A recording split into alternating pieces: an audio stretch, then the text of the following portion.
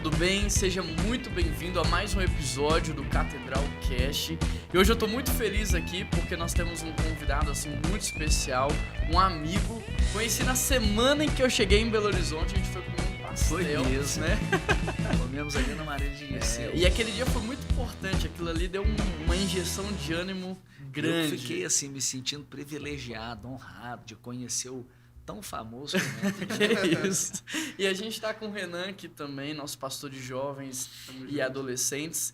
Léo, queria te dar um espaço de tempo para você se apresentar, né? Para você falar das suas paixões, quem você é, sua família. Aí se apresenta aí. A história é longa, mas eu vou falar um pouquinho.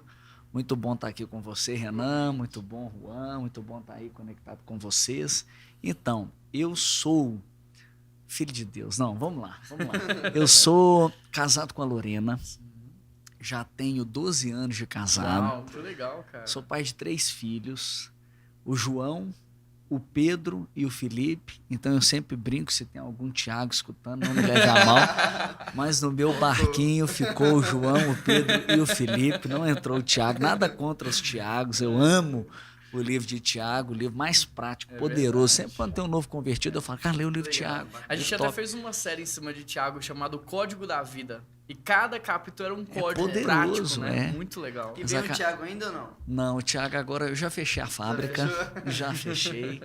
Né? 3 tá bom demais, porque além dos 3 são muito espirituais. É verdade. Eu tenho uma história assim, interessante, porque eu já sou pastor há 10 anos. Na Central, sempre na Central, me converti na Central, me tornei um líder de célula na Central, supervisor, um coordenador, um pastor diário, pastor de rede. É uma história linda, né? Todo um processo de crescimento lá. Hoje eu tenho a alegria de fazer parte do conselho celular, do conselho executivo da igreja. Além de pastorear os jovens e os adolescentes, eu tenho um encargo por toda a equipe ministerial de louvor, todos os voluntários da Central, toda a equipe de mídia, audiovisual. São algumas responsabilidades, mas né? Pois é, depois a gente fala sobre isso. Mas o interessante é que eu não nasci num lar cristão. Eu não tive esse privilégio. Então, se alguém está aí acompanhando a gente, teve o privilégio de nascer num lar cristão, você dá aquele famoso glória a Deus, um abraço no seu pai, na sua mãe, dá um presente para eles, fala lá com eles, porque, assim, como eu gostaria de ter tido esse privilégio, de ter sido ensinado os princípios da Bíblia logo cedo. Sim. Mas pelo contrário, né?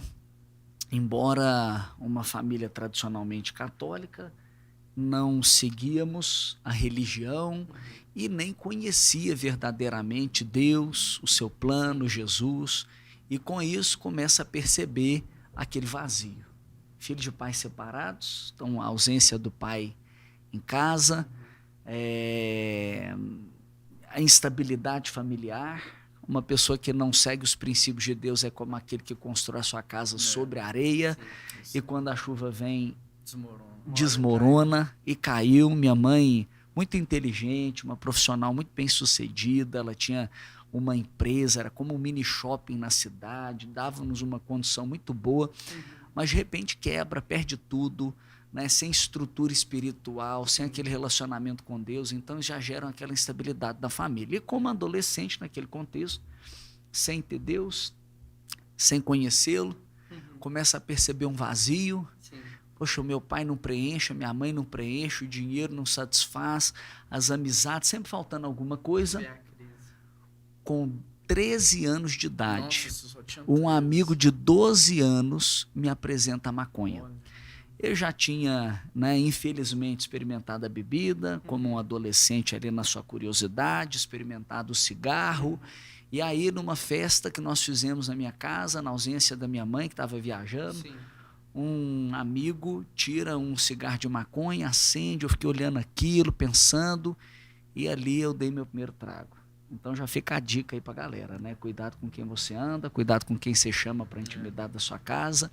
E também pros pais, né? Que às vezes a gente pensa que 12 anos é muito criança, cara, mas os amigos já estão... Ô Renan, isso aconteceu, vamos revelar a idade aí, 22 anos atrás. Imagina hoje. Tudo é tão acessível, né? Quando uma menina de 14 anos nos procura para dizer que sofre bullying porque na sala dela todas as meninas já tiveram relações com outras meninas, já ficaram e ela sofre bullying porque ela não é bi. Então a parada hoje é muito forte, né? Então é além ainda. E com aquele vazio eu experimentei. Aí eu vou acelerar a história, tá? Aquele menino, então, que experimenta pela primeira vez, daqui a pouco está usando todos os meses, todas as semanas, todos os dias. Aí daqui a pouco vai pro crack com 14 anos. Uau. Meu Deus. Com 15 anos, cocaína. Aí a situação já vira de uma forma... E aí foi êxtase, LSD, de uma forma tão intensa. Minha mãe fica desesperada, eu morava no interior, em Araxá. Ela fala, eu preciso tirar o Léo daqui, ele também está entrando no ensino médio, ele precisa ter um ensino melhor, ele precisa ficar longe dessas amizades, e é aí que eu vim parar em Belo Horizonte. Eu nasci em BH, mas bebê eu mudei para Araxá, por conta do divórcio dos meus pais, o avô tinha uma casa lá, e aí quando vim para cá, sabe quem me acompanhou, Renan? Quem? Meu vazio me acompanhou. Nossa. Então quando eu cheguei aqui, você veio sozinho? eu vim para cá, para morar na casa de uma tia que me mandou embora porque eu plantei maconha lá e não seguia o script. Sem fundo, né? Aí foi, cara. E aqui um cara colocou grande quantidade de droga na minha mão, falou, você usa, você vende, depois você acerta comigo. Então tava eu com 18 anos, 2 passagens na polícia, overdose, vendendo grandes quantidades de drogas e me sustentando com isso. Já... sem perspectiva de futuro, no sentido de vou formar, vou ter uma faculdade, vou casar, nem conseguia me enxergar, porque dentro da minha casa não tinha esse contexto de pai, mãe, família, né? E aí, cara, foi um dia muito feliz na minha vida, quando numa casa eu escutei o evangelho pela primeira vez, os meus olhos se abriram, irresistivelmente eu disse sim para Jesus. Eu nasci de novo. Aí começa a minha história de transformação. Anos, então? 18 anos. E foi algo tão forte. E eu ganhei uma Bíblia. E eu brinco que, além de ali na célula, isso me faz ser apaixonado pela célula. Uma igreja que abre a porta da sua casa. Por quê?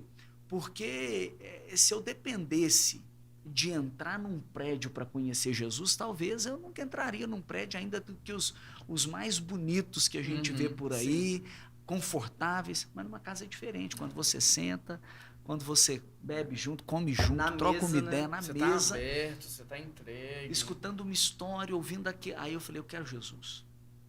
Fiz uma oração, entreguei a vida para Jesus e ganhei uma Bíblia. Legal. Aí eu brinco que eu fui discipulado por Mateus, Marcos, Lucas e João. Os melhores. Os melhores brothers me discipularam. E ali naquela célula, os meus princípios, os meus valores transformados. E aí começa então aquela ânsia, né? Cara, eu recebi algo tão poderoso, eu não posso guardar só para mim. Primeiro na minha casa. Eu quero transmitir isso para minha mãe, mas a melhor forma de transmitir ela vem na minha vida. E o meu maior presente foi o dia que minha mãe virou para mim e falou assim, Léo, sua vida me fez apaixonar por Jesus. Nossa. A minha mãe se converte. Aleluia. A minha mãe hoje está sendo preparada já, falta 1 ano para ela concluir um curso de 3 anos, um internato para ela se tornar uma missionária. Olha, glória a Deus. Mano. E aí o meu irmão vem morar comigo, se converte, o meu outro irmão vem depois, se converte. O meu pai também, eu tive uma história de reconciliação com ele, porque eu procuro meu pai sempre ausente para dizer, pai, me perdoa por não te receber, honrar como pai. Você me perdoa? Você pode orar por mim? Aí isso marca também. Mas eu queria transmitir aquilo. E tinha uma dúvida, eu tinha uma pergunta dentro de mim, porque com 13 anos, eu poderia, ao invés de ter sido apresentado às drogas, alguém poderia ter me apresentado a Jesus. Onde é que estava um menino de 12 anos que não me falou de Jesus? Onde é que estava o de 13? Cara, por que isso não aconteceu com 14, nem com 15, nem com 16, nem com 17? Provavelmente tinham perto de você na Cara, sala, e assim, onde você estiver, na escola. Eu demonstrava para todo mundo que estava alguma coisa errada comigo. Pelo meu lifestyle, pelo meu estilo. Sim. Eu usava droga antes, durante e depois de qualquer coisa. Eu tentava legalizar os meus pais. Eu não era alguém que, assim, esse cara usa droga escondido. Não, eu usava esparradamente. Então, eu estava demonstrando para todo mundo assim, ei, eu sou vazio. tem uma parada errada comigo. Ninguém falou de Jesus para mim. Não tinha preparados, né, com 12 anos para isso. Isso me marcou tanto, quando eu fui entendendo, logo no começo da minha conversão, eu falei assim, cara, por que ninguém falou de Jesus para mim? Porque eu só estou conhecendo isso agora. Porque foi assim, eu escutei, falei, eu quero. Eu escutei e eu falei... Foi resistente, não, né? eu nasci de novo. Entendeu? Eu não melhorei, eu não dei uma caprichada, eu não só tirei os dreads, eu tinha um dread. Não dá nem Meu pra cabelo imaginar. era dread, mano. Eu não só tirei o dread, entendeu? Foi algo que aconteceu lá dentro. Então, aí eu falei, cara, por que ninguém falou disso pra mim? Porque isso é tão forte que eu queria compartilhar com todo mundo. Aí eu fui perguntar, eu fui atrás de pessoas. E eu falei, cara, me conta aqui, por que você nunca falou de Jesus pra mim? Nossa. Me conta aqui, por que você assenta do meu lado? Por que você come comigo? Por que a gente já conversou? Por que você nunca falou de Jesus para mim? E isso gerou algo dentro de mim, o quê?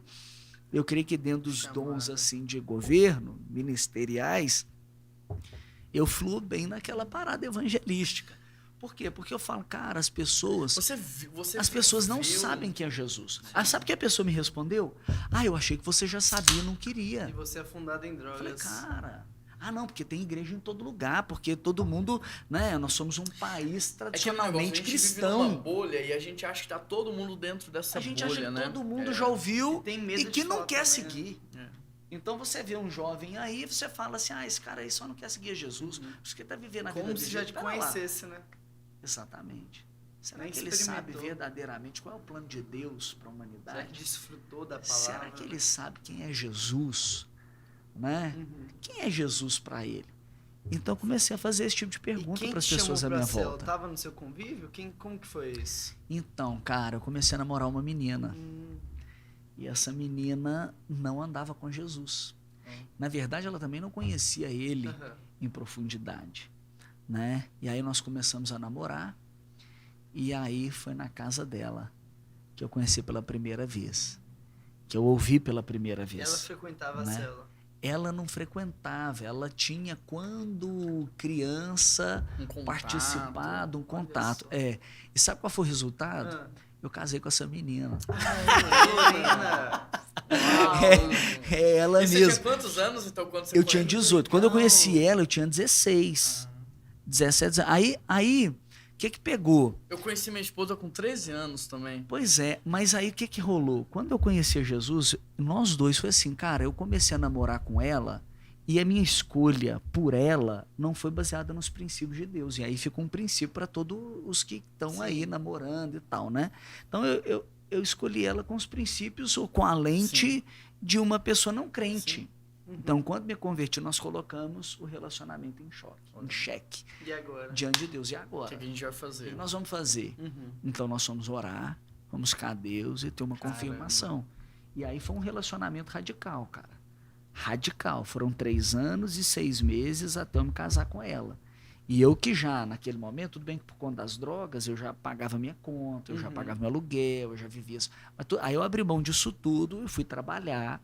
Fui crescer profissionalmente. Aí também é outra história maravilhosa. Quando a gente é fiel no pouco, Deus nos honra no muito. Né? Eu comecei com um trabalho, cara, ganhando 300 e poucos reais. Aí eu tive que sair do meu apartamento e ir para um outro para pagar 250. Aquele negócio apertado. Eu falava, Deus, vou te honrar. Não quero mais droga na minha vida, não quero vender essa parada, não quero nada disso. Joguei coisa fora. A história é linda. Resultado, pouco tempo depois eu estou numa outra empresa, depois eu fui trabalhar numa multinacional. Enfim, não vou falar o nome aqui. Isso para quem começou tarde, né? Isso para quem começou muito tarde, para quem não tinha perspectiva de vida. E cresci lá profissionalmente, né? Uma carreira muito consolidada. E o que foi interessante, por quê? Porque para minha família poderia ser assim, não deu nada, né? Era um traficante, já era nada na vida, virou um pastor, mas pera lá. Deus te deu o privilégio de poder viver. Eu me tornei um gestor. Eu administrava nessa companhia 174 milhões. Caraca. Formei em 2 faculdades depois da minha conversão. Que legal. Né? Cresci lá. Aí foi a graça. Por quê? Porque quando me converti, eu comecei a liderar um pequeno grupo. Eu não podia guardar só para mim. Eu queria falar para todo mundo.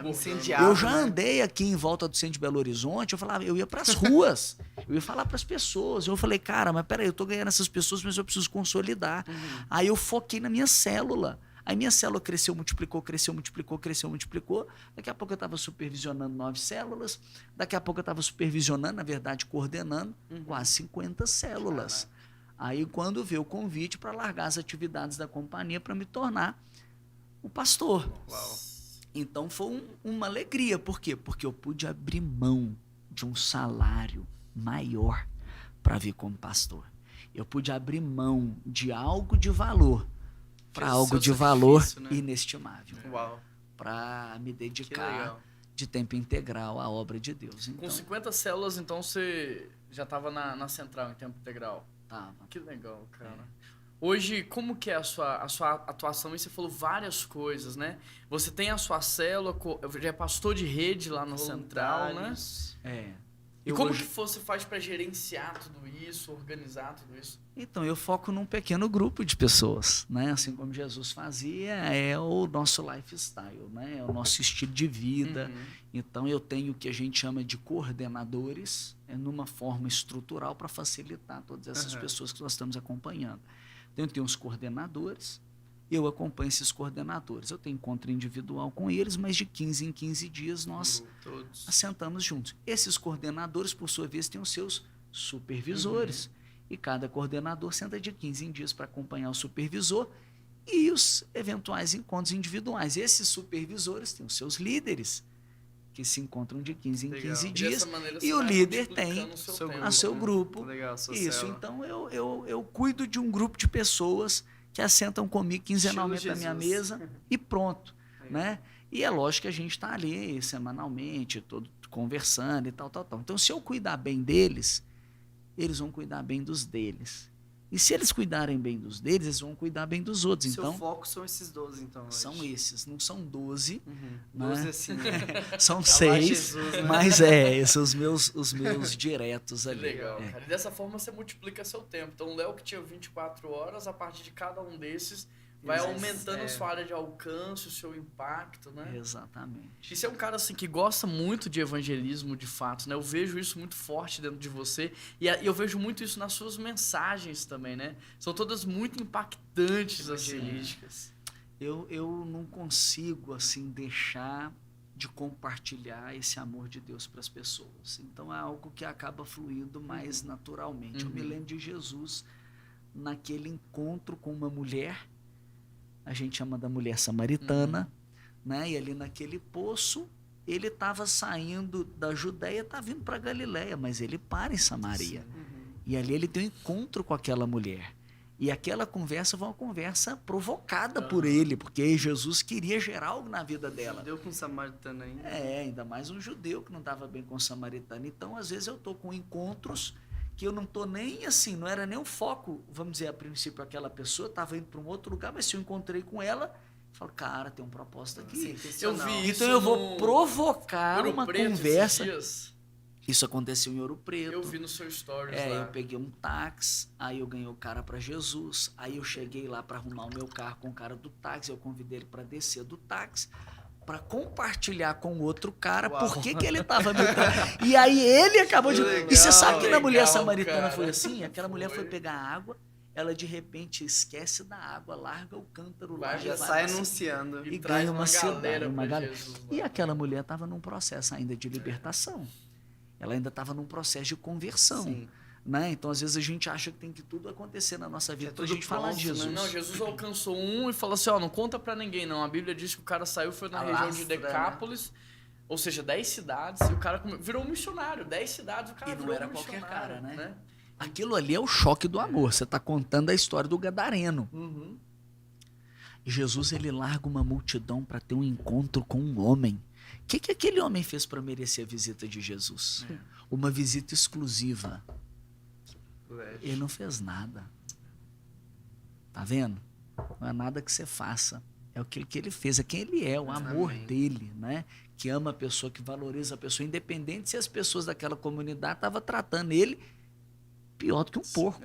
Né? Ou agregando mais valor ao porco do que para ele. Mas Jesus vai ressignificar, vai dizer, não, a vida tem valor. E eu largo tudo para ter um encontro pessoal com uma pessoa. Legal.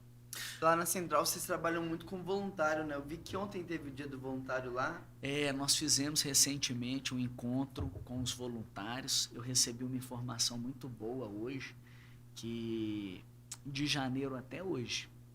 Então nós estamos falando, eu não sei quando você vai ouvir esse podcast, mas nós estamos falando de 9 meses que se passaram. Nós tivemos 1.800 cadastros de novos voluntários. De novos voluntários, né? É uma coisa maravilhosa, né? Glória Então a é Deus. um valor mesmo amar e servir, né? Nossa, que amar Deus as continue pessoas. largando as fronteiras, porque de fato vocês têm marcado a nossa cidade, Sim, cara. Não só a nossa demais. cidade, mas agora a Central tá numa expansão muito grande. Deus tem abençoado muito vocês. Nível mundial, né? Que Deus continue usando, viu, Léo? Amém. E eu vejo assim as suas mensagens, cara, e elas têm muito você ali, você tá 100% nelas, né? Um nível de Coloca entrega, energia, né? intensidade. Alguém falou assim pra mim, o Juan falou assim, cara, se tirar os seus braços, você não prega. Mas você dá um Eu sou jeito. expressivo, né? Eu ponho energia. E como que é o seu processo para fazer a mensagem ao longo da semana? Como Eu que vou te funciona? contar uma coisa louca. Eu gosto, mas você Aham. sabe como é que é a vida de um pastor, bem Aham. corrida, agitada, aquele tanto de coisa. 1001, né? Para mim, o melhor seria eu já preparar essa mensagem que eu vou ministrar num sábado, numa terça, no máximo numa quarta, para internalizar bem aquela Sim. mensagem. Porque a mensagem boa é aquela que é resultado de uma Sim, vida, é. né? Que tá dentro de você, Que que bate você em você primeiro, né? que bate em você primeiro e tal. Então, mas às vezes eu nem não consigo me organizar para ter ela já preparada na terça. Por quê? Porque eu sou um cara que escreva a minha mensagem. Eu também escrevo. Você escreve Todinha. também? Achei, cara. 70 folhas, 80 folhas por Uau, 70 tudo. folhas. Aí Olá, não, bom aí dia, não, tudo aí não. lá. 70 folhas eu nunca vi. Tudo escreve. Nunca tudo. vi. Não, mas dá 70 folhas porque aí na hora de pregar, um dia antes eu aumento um pouco a letra e dou um espaçamento de 1,5, alguma coisa assim, pra eu não ler. Então só pra bater o olho e lembrar o que tá escrito. Aí por isso dá 70. Não. Mas se fosse Não, letra não. pequenininha, Fala pra mim. Não, 70. E eu melhorei Você muito. me tranquilizou agora, cara. Porque Eu tava com a consciência pesada, porque às vezes eu olhava para minhas mensagens e tinha 15 páginas. Eu falava, 15. Mas assim, são. Olha, a gente te faz mostro. assim, ó. Eu não. Escreve tudo, do bom dia. Mas ele põe a letra. Não, esse é dele, esse é espaçamento. Aqui o tamanho da letra. Esse é dele. pra bater o olho e já lembrar, Porque já, você entendeu? usa óculos e tá pregando sem óculos, né? Também. Você usa Também. óculos? Deveria. Ah, tá. Tá atualizado já, né, amor? Mas sabe o que foi? Lá em São Paulo, há uns 9 anos Que atrás, legal, o Hernandes foi cara. pregar na nossa igreja e falou assim, Juan, vocês precisam começar a escrever, porque a minha geração vai passar. E não tem na verdade. geração de vocês tantos escritores. Começa a escrever. Hoje você não vai publicar. Só escreve. Um dia, se Deus der graça, você já tem coisa escrita e Deus vai abençoar e você publica o que você já escreveu. Que coisa E aí, extraordinária. há uns Aí você 9 começou a anos escrever. atrás, eu fazia assim a mensagem, o título, o texto e os pontos, né? Uhum. Comecei. No início era muito difícil de escrever. Eu nunca consegui assim. Aí hoje, na verdade, nesses 9 anos, agora eu tenho tudo escrito, tudo. Aí fica tudo salvo lá. Um dia eu sonho em começar a publicar. Aí são muitos livros, hein? Você põe o quê? Tópicos? Como que você faz? Eu escrevo ela quase que como você falou, o olá, bom dia. Não é bem assim. Entendi. Mas eu ponho introdução. Aí eu escrevo ali a minha introdução. Uhum. Eu até mentalizo como se eu fosse dizer para Eu as também. pessoas Sim. e coloco ali. Isso me ajuda muito também para eu captar aquilo que eu quero transmitir. Legal. Né? Então eu sou muito assim. Depois que eu preparei uma mensagem, eu dou uma lida nela e eu falo, Espírito, tá aqui, tá ali e tal. Agora vai fluir.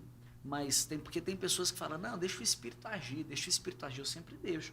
Mas eu prefiro deixar ele agir um pouquinho antes. é isso junto, aí, né? Espírito é isso. Santo, é vai. organizado. Cara, quantas a vezes eu ponho o semana joelho no inteira, chão eu também, mano. e falo, Deus, vai, coloca as palavras na minha boca, na minha mente agora. Eu vou sento ali em frente ao notebook e começo a escrever.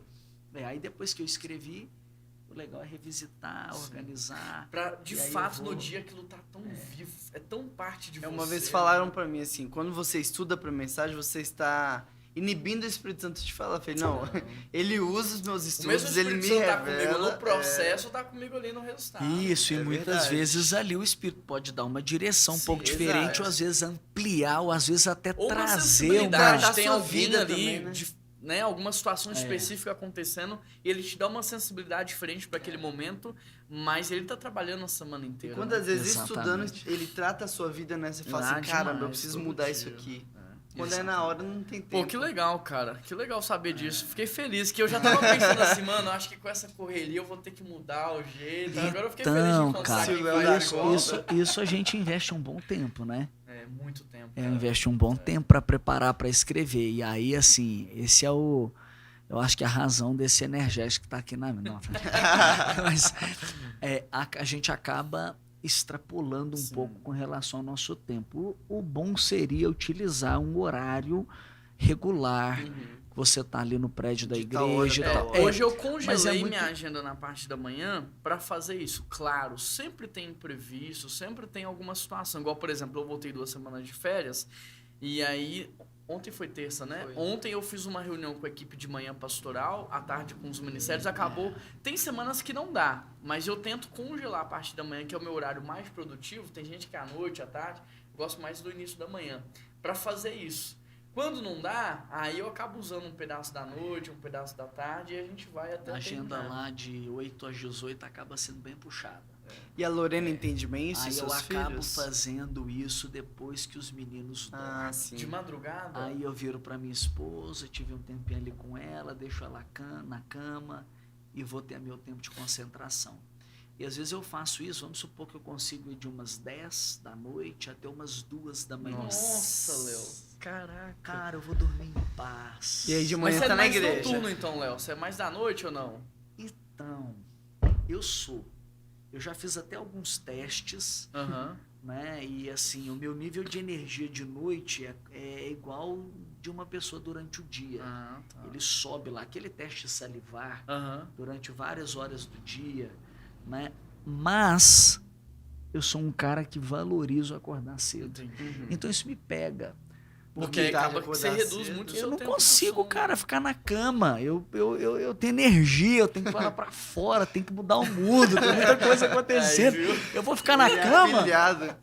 Tá certo, mano, a vida passa muito rápido, mano. Então, eu penso assim, vai que eu morro amanhã, daqui 2 anos eu tenho que fazer tudo aqui. Se eu pudesse, eu acordava todos os dias às 5 da manhã. Mas às vezes eu não dou conta porque eu dormi tarde. Então ontem, por exemplo, eu até orei. Minha esposa levanta 4h30. Ontem eu acabei tendo mais dificuldade, mas às vezes a cabeça tá tão Seus acelerada. meninos estudam de manhã ou à tarde? Estudam à tarde. Então tá mais tranquilo, naquela correria de manhã pra levar na escola, voltar. Não. Eles estão no Batista? Eles estão no Batista. Buritis ou Floresta? Eles estão no Batista Buritis, é perto da minha casa.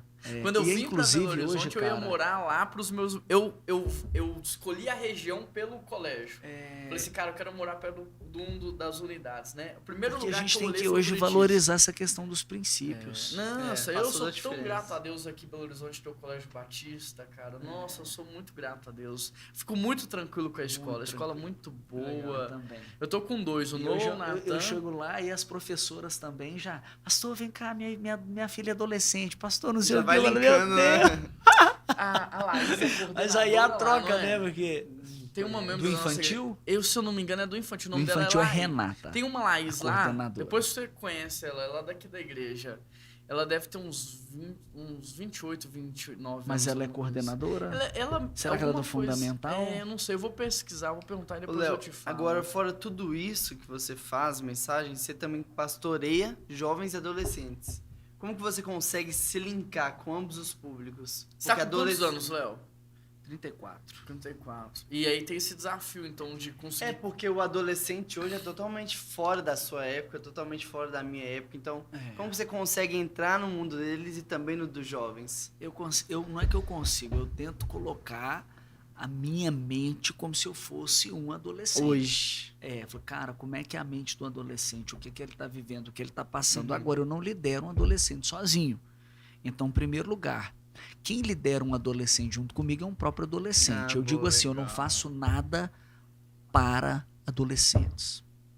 Eu faço por meio dos adolescentes. Boa, legal. Essa é uma chave ministerial. Então eu não faço nada para jovens. Eu faço por meio dos jovens. Eu não sou aqui um lugar que você vem para consumir. Não, aqui nós vamos construir juntos. Então quem lidera um adolescente é um adolescente. Então, se eu tenho, vamos dizer, 40 células de adolescentes, quem está liderando cada célula de adolescente é o próprio adolescente. E eu já preparo eles para supervisionarem.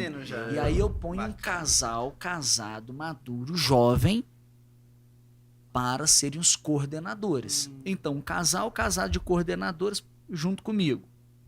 Eles representam ali os adolescentes. Os supervisores são os adolescentes bem experimentados, que cresceram, que às vezes já estão com seus maduros, 16, 18 anos. Quase jovens. Eles supervisionam. E os líderes são os próprios adolescentes. Legal.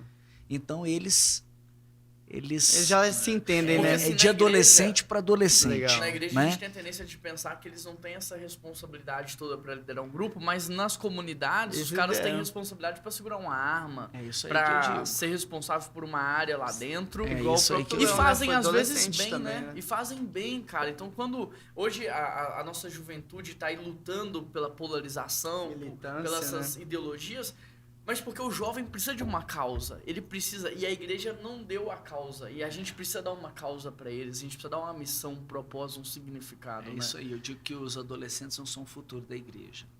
Os jovens agora, não são, né? Eles já são a igreja de hoje. Então nós precisamos investir. Se o investimento for pouco, você não espera grandes resultados. Se o investimento for grande, prepara que nós vamos tocar essa geração. Amém. Então nós temos que investir neles. E como que você investe? Dá um ambiente, gera um ambiente de relacionamento, valoriza acima de tudo a presença de Deus e dá para eles uma causa.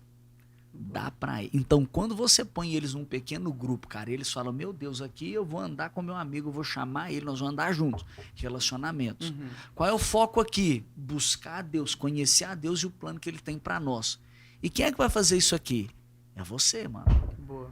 Então veste a camisa, né, e vai fazer a diferença. Então é a causa deles.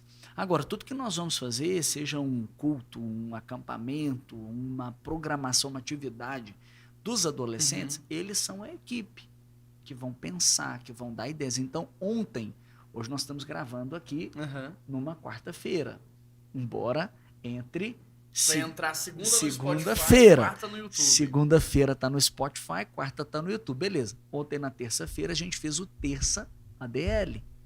Então, como é que é o Terça ADL? Chega os adolescentes, ambiente de jogos, até videogame, até tinha um PS lá, a galera jogando, jogos e tal, tudo. A galera chega àquela comunhão. Hoje nós estamos numa fase para quebrar um pouco o isolamento. Voltar como né? Tem gente que pegou essa onda do Covid aí e esqueceu que distanciamento não é isolamento. O cara se isolou. Não é para isolar, é só para usar máscara, Então nós estamos querendo gerar uma comunhão. Então rolou jogos, depois disso rolou um game, um ADL game lá, a galera fazendo as equipes e tal. Depois louvor, testemunho, palavra. E desafio para a galera voltar e fazer a diferença. Então, quem bolou? Eles. Quem fez? Eles. Quem conduziu? Eles. Quem deu testemunho? Eles. Quem ministrou? Eles. Então, é feito por eles. Legal. E gera essa conexão, né? Porque eu tava percebendo a mudança nas propagandas. Agora colocaram as crianças para fazer propaganda. Por quê? Porque os caras já entenderam que criança fala com criança. E criança se conecta com criança. Então, às vezes, vai um adulto tentar se conectar com um adolescente, talvez não vai conseguir ter aquele coração com coração. Isso. Mas, às vezes, um adolescente falando pro outro, o cara fica assim, mano, ele sabe como é. Então, se ele tá falando, se ele experimentou, se ele viveu... Eu vou te falar uma parada, cara. Eu não sei como é que é aqui. Eu não sei, viu, Renan, se eu vou mexer com a sua... Entendeu? Fica à vontade. Com a maneira que eu vou... Não. É o seguinte, eu direto sou convidado para ministrar em acampamento. E raramente eu aceito um convite. Eu falo, cara, na minha cabeça, eu não entendo. Eu vou num acampamento, eu sou um convidado para ministrar lá, porque não é o ambiente de um adolescente ministrar para um adolescente, de um jovem ministrar para o jovem. Por quê?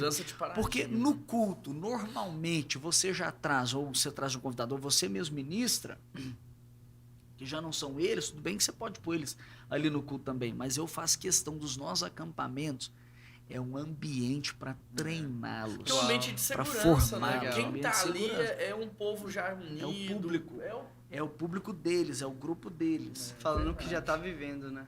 Então, assim, eu vou agora, tô organizando que eu tenho que fazer um acampamento para cada público, né? São vários acampamentos. Então tem um agora que vai acontecer um pouquinho mais para frente, a galera já está na pilha. Por quê? Porque eu reuni com 10 supervisores e os 10 são eles que ministram, que dão testemunho, que pregam, que fazem tudo. Então, em 10 ministrações, eu dou uma. Legal. E o que eu fico satisfeito? Porque eu estou levantando eles, eu estou formando eles. Impulsionando, você está dando confiança, os caras voam quando alguém confia neles. Eles vão né? chegar onde você não chega, né? Então casa. lá nas escolas, nas comunidades. E vocês têm um projeto muito legal nas escolas, né? O Tá O2, né? retomando agora? Como é Nós que tá? estamos retomando agora. Antes da pandemia, nós já estávamos aqui na região, com 52 grupos, Uau. escolas, cursinhos, faculdades. E agora nós estamos reabrindo. Né? A mentalidade era, se eu quero alcançar o jovem, onde que eu vou para alcançá-los? Eles estão na escola, eles estão na faculdade, então vamos para lá. Então, aquele grupo que nós tínhamos na casa e a gente dizia, vem, agora peraí, vamos lá, vamos abrir lá. ID, né? Isso, é o ID. Aí nós abrimos os grupos. Aí, com a questão da pandemia, que a galera foi toda para online, nós abrimos as nossas células online e crescemos muito com as células online. Então, eu falei, cara, eu não vou mexer agora na questão do que a gente chama de O2, né, os grupos nos locais de estudo. Não vou mexer no O2 agora, porque as células já estão alcançando essa galera toda. Deu um boom, nós crescemos em toda a igreja. Durante a pandemia, nós tivemos 9.000 visitantes nas células. Né? Nós saímos de 1.600 grupos e chegamos em 2.400 grupos online. Então foi algo assim, extraordinário. de Deus, extraordinário. Então eu falei, cara, deixa isso. Agora que o presencial já está retomando, nós já estamos com vários grupos abertos. Legal. E na virada do ano nós vamos entrar com tudo para abrirmos muito mais que a gente tinha. Amém. É a expectativa, né? Que legal, cara. E eu vejo assim, você repartindo você com as pessoas ali, né? Não é um negócio tão engessado, eu acho que é muito vida com vida, né? E acaba que o pessoal compra essa sua paixão, essa sua alegria, esse seu... Nesses ambientes. os seus discípulos, né? Eu vejo muito isso neles também, assim, um pessoal que anda mais perto e tal. E lá na Central eu acho que é muito legal porque você tem todo tipo de pastor, né? Você tem um Breno, que é o outro perfil, né? E como que é legal, como que Deus usa, o corpo, né, de Cristo. E Deus usa de maneira poderosa todos, né? É o corpo independente de Cristo. Porque, por exemplo, o Renan pode ouvir, ou alguém tá ouvindo a gente no YouTube, no Spotify, falando assim, não, mas porque o Léo é carismático, o Léo não sei o quê, mas lá é bonito ver isso. A multiforme, né? Você tem um introspectivo, você tem um extrovertido e Deus usa de maneira poderosa todos eles. É verdade, é uma equipe pastoral maravilhosa. Eu tenho o privilégio de ser um deles, né? Um dos pastores ali. E o nosso pastor, né? Porque ele é vamos dizer, o maestro, assim, né? Que vai arquitetando tudo isso, pastor Paulo Mazzoni. Se eu não me engano, o avô dele, ou o bisavô dele, foi o engenheiro responsável pela obra aqui. Se eu não me engano, foi o avô dele.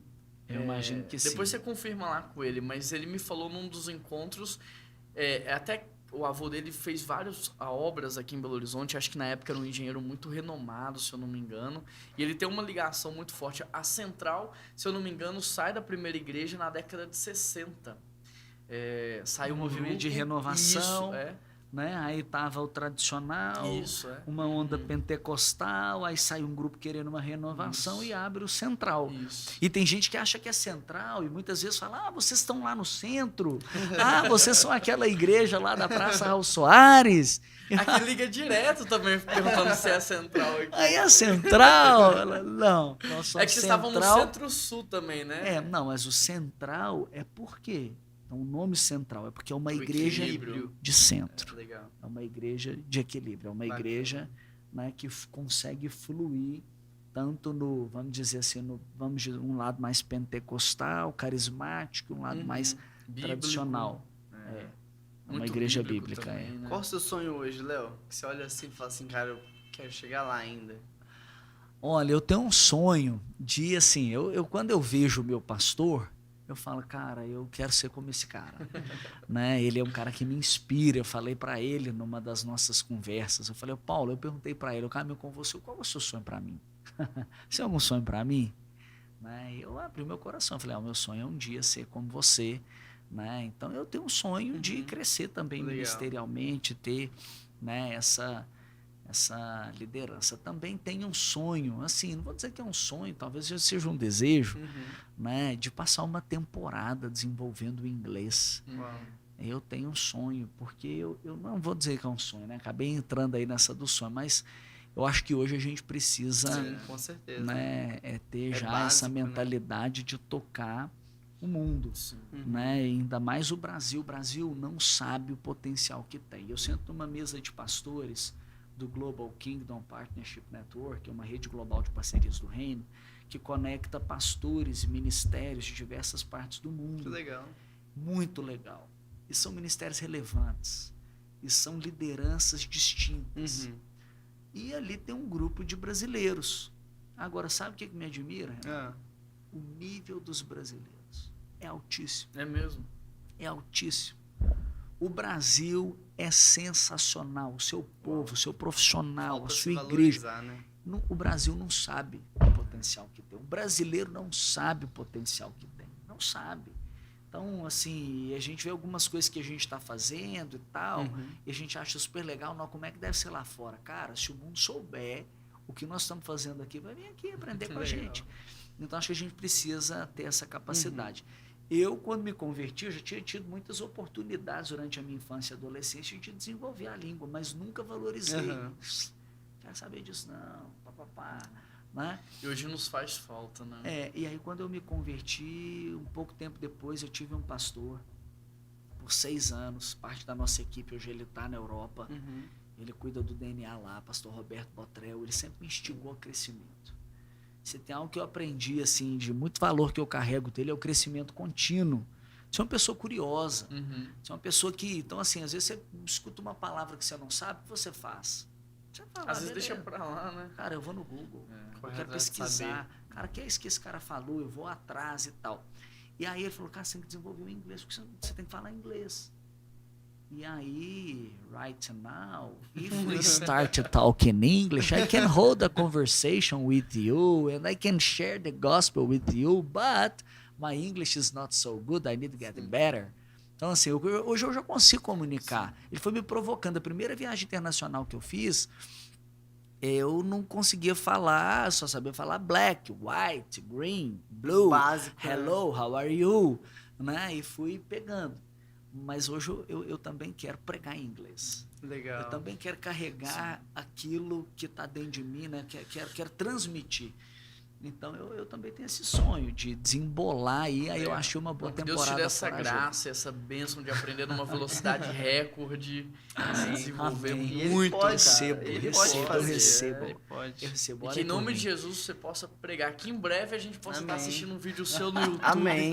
Em inglês e alcançando muitas e muitas vidas. Amém. Vai demorar. Ô, Léo, então você sonha então em liderar uma igreja também? Pastorear uma igreja como pastor titular? Que legal. Eu sonho. Mas você tem essa pegada, assim, meio empreendedora, apostólica, de liderança. Acho que isso é muito nítido olhando assim, né, pra você, né? Eu creio que sim. E que hoje o que eu faço é contribuir com tudo que eu posso com a minha igreja. Né? E que assim, eu também não me vejo fora da minha igreja. Sim. Então, eu não sei como que nós vamos, como é que vai ser. Eu não vim de uma igreja que tem essa visão de plantação, né?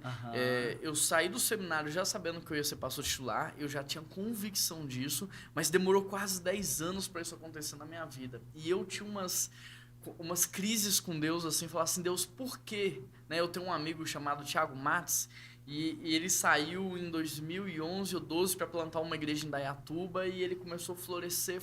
Eu olhava para ele e falava assim, Deus, e eu tô aqui. E demorou quase 10 anos, né? E hoje eu entendo por que demorou tanto, porque o meu desafio ia ser muito grande, aquele tempo de preparo era extremamente importante para mim. Hoje eu olho para trás, teve uma vez que eu forcei a barra, cheguei até a passar na assembleia de uma igreja em Santa Bárbara do Oeste, E o André, meu pastor, falava assim, Juan, não vai. Eu falei assim, eu vou, André, chegou meu tempo, né? Eu vou. Ele, não vai. Eu vou, André, já passei na Assembleia, eu vou. Aí ele falou assim pra mim, se você for, esquece que eu existo. Apelou. Mas ele é um pai, assim, é o meu mentor, meu pastor até hoje. Da... Por causa dele, eu abri mão de tudo e não fui. Uau. Hoje eu olho pra trás e falo assim, bom Deus, que não foi. muito obrigado porque eu não fui, porque realmente eu não tava no tempo de ir, né? Quando foi pra vir pra Belo Horizonte, foi diferente. E o desafio, de fato, era muito maior do que eu imaginei. E hoje eu reconheço a importância daquele preparo, daquele tempo, né? A gente quer tudo muito rápido. E eu falo por mim mesmo, eu sou muito assim também. Quero viver tudo muito rápido. E eu tenho aprendido, de fato, a valorizar o tempo, o processo, as coisas. Porque tudo que a gente vai construir é para durar, né? Exatamente. É para os próximos anos. Então, tenho certeza que no tempo certo Deus vai te surpreender. Eu tô super em paz, eu sinto que eu tô no centro da vontade de Deus. Amém. Glória a né? Deus Eu por tô isso. fazendo aquilo Tá que Ele sendo me usado. chamou. Eu amo e tenho mesmo um encargo por jovens, por adolescentes. Eu falo, cara, eu preciso transmitir para eles aquilo que eu não recebi, né? E algo que pode fazer a diferença na vida deles e eles também ecoarem na vida de outros. Então, tô muito bem. Sim. E dá pra ver isso nos seus olhos, esse É verdade. brilho, assim. E você tem inspirado muitos pastores, principalmente de nova geração também, a isso, né? A sair dessas quatro paredes, a ir pras escolas. Inclusive aí eu tô pro todo dia ali evangelismo. observando, aprendendo. E eu falo, sempre, desde quando o Renan veio, o Renan chegou em 2019, né? Isso. São de Guarulhos. Sempre falei pro Renan, falei, cara, olha tudo que o Léo tá fazendo. Bebe, se inspira no Léo, porque você é uma referência. Quando que ele posta, é o honra. primeiro a aparecer no meu Instagram ali. E que Deus continue te usando, viu? Amém. Mas, ó, muito obrigado pelo seu tempo, pela sua generosidade. Sei da sua agenda, sei que é muito corrido. E Uma agradeço. honra tá aqui. Foi uma honra pra O gente. fato de você ter estar vindo. aqui Valeu, hoje, Juan, assim, valeu, Renan. é muito amor, Valeu, muita galera. generosidade. Que Deus abençoe muito a sua vida. O que Amém. você precisar, a gente está aqui para Nós servir estamos juntos. também, viu? Feliz demais de, né, sermos amigos, estarmos juntos e Amém. servindo a Deus na Amém. mesma cidade. E vamos mudar Meus Belo Horizonte. propósitos, yes. Tamo Né, a junto. BH para Jesus. Amém. Pessoal, muito obrigado por ter participado conosco, pelo seu tempo. Se você está no Spotify, pega aqui esse episódio, compartilha nas suas redes sociais, no WhatsApp, nos grupos. Se você está no YouTube, deixa o seu like, se inscreva no nosso canal. Segue o Léo lá, Léo. Qual que é o seu Instagram? Léo Matos _central. Aí tá facinho. Segue o Léo lá, o do Renan também. Qual que é o seu, Renan? Renan Nossi. Vai aparecer aí na tela para você que está no YouTube. Acompanhe eles aí também nas redes sociais. Tenho certeza que você vai ser muito inspirado, vai ser muito Verdade. usado por Deus. E que a história do Léo seja uma inspiração Amém. pra gente. Que a gente possa falar de Jesus o tempo todo, porque Jesus transforma vidas. Dá incendiado. É isso aí. Gente, um grande abraço, Deus abençoe. Valeu, gente. E até a Galera. próxima, até semana que vem. Tchau, tchau.